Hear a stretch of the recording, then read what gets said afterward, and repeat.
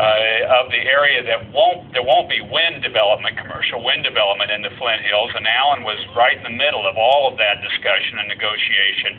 And as many negotiations and discussions go, there are points that looks like it's not going to work.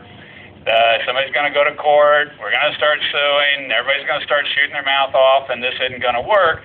And he calms it down. And then at a certain point in time, we got to tell him, okay, Alan, you got to give a little ground too on this. And a little bit, not much, but we get done. And so we more than doubled the size of that heartland area that was there on protection from overall wind development.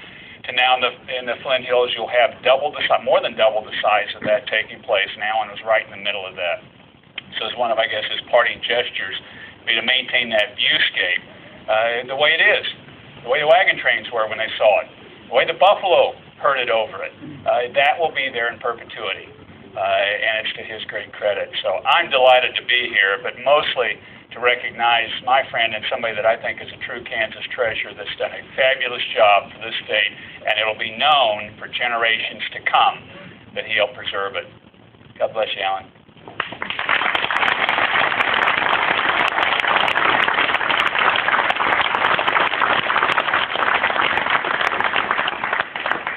Thank you, Governor.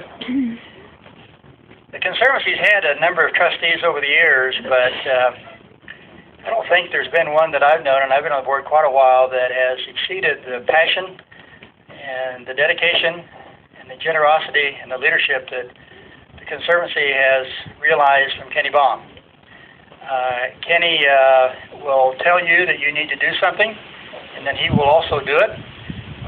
He is an individual who fervently believes in the cause of conservation, and he also believes in the style with which we do it in the Conservancy. It was simply a no call when it came time to decide who I should ask to be chair of the committee to consider some additional permanent recognition for Alan, and I'm extremely pleased to recognize Kenny Baum to make that presentation.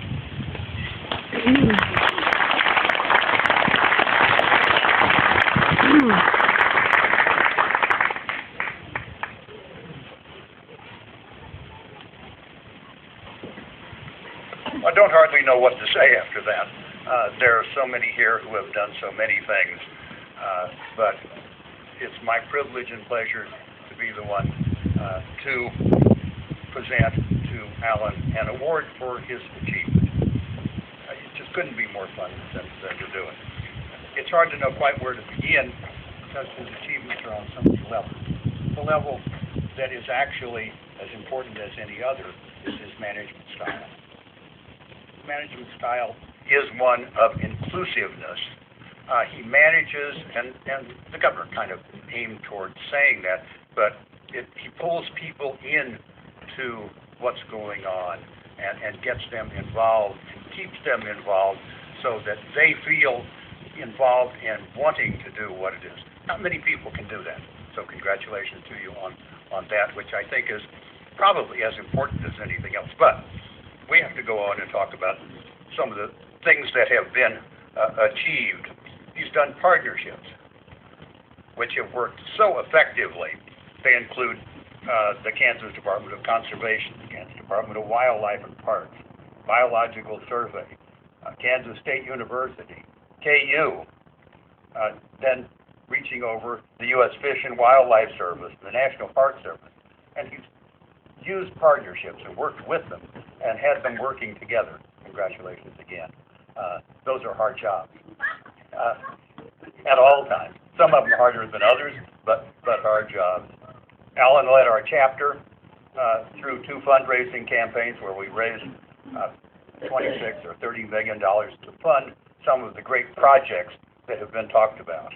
I'm going to talk about them again, but they have been great projects. The first that's been mentioned is the acquisition of wetlands, including the Cheyenne Bottoms. This preserve is one of the most important bird sanctuary things in the whole country. There are many national surveys of important things, and this is always one of them. And it's just, most people outside of Kansas, if they're not interested in the birds, don't recognize it. The ultimate survival, I've written down some of the names of grebes, avocets, phalaropes, spotted sandpipers. The spotted sandpiper is kind of a fun story, and I'll do it in just a second. But the white pelicans, these places have to have resting places, have to have safe havens. The spotted sandpiper is one of the more interesting because it comes from the very, very southern part of South America. 80% of the species fly up and come to Cheyenne bottoms. They then go on to Canada and Alaska to nest and then come back. The parents come back before the fledglings do. Nobody knows how the fledglings get back, but they come back the next year. So they do it. And Cheyenne bottoms is where they go. And without Cheyenne bottoms, without the wetlands of Kansas, they probably wouldn't survive. The next big thing, of course, has been mentioned, but 17,000 acres approximately of the Smoky Valley Ranch is just an outstanding example of shortgrass prairie and of chalk bluffs. I'm not sure that you quite know what chalk bluffs are, but these are kind of left over from way out there. There one time was an ocean.